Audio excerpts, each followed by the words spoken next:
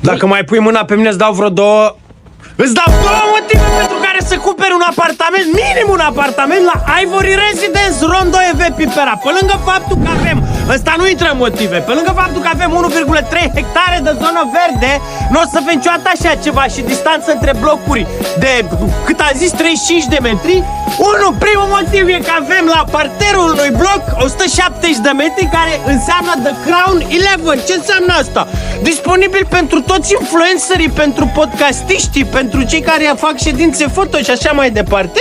E un studio profi cu 11 tipuri de camere. Ia vino să vezi, vino să-ți arăt care. Acum e deschiderea, acum se întâmplă deschiderea. Circulați, haideți, nu vă sfiiți. E marea deschidere. Uite, aici avem o încăpere, cum îi spune la asta? Ceasurile, nu, aeroportul Constanța, cum îi spune? Hai să vedem mai departe. Aici ar fi a doua, nu? A doua? Unde e a doua? Uite, aici e a doua. Aici, wow, pe nici nu vreau să mă gândesc ce clipuri poți să faci tu, ce nebunie. Nu, aici la Ivory Residence, unde poți să te dai important, interesant. Hai să o vedem pe a treia. Trecem repede până ele. Aici, bună, uite și pe a patra. Tu faci parte din camera asta? Nu. Doar îți facem chestii și pleci după aia, am înțeles. Credeam că suntem cu toți aici. Camerele vin și cu fetițe, și cu băieței, și cu oameni mari, și cu oameni mici. Uite, aici avem a treia, nu? E numai bună pentru o ședință foto, pentru un podcast, pentru un video, de ce nu?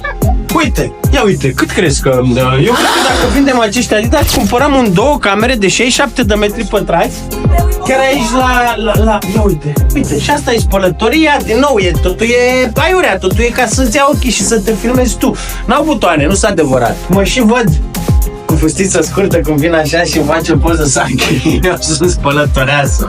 Așa? Și ce mai avem? Aici am fost, așa să-mi iau ăsta și mergem să-ți arăt al doilea motiv, da? Al doilea motiv pentru care să cumperi un apartament la Ivory Residence. Nu. Avem și băieți. Ăsta e motivul, tot primul motiv. E camera, cum am spus, că îi spune bakery, așa. Și aici se servesc. Poți să treci dintr-o cameră în alta chiar pe aici, să intri în cutia de popcorn, nu? Am înțeles eu.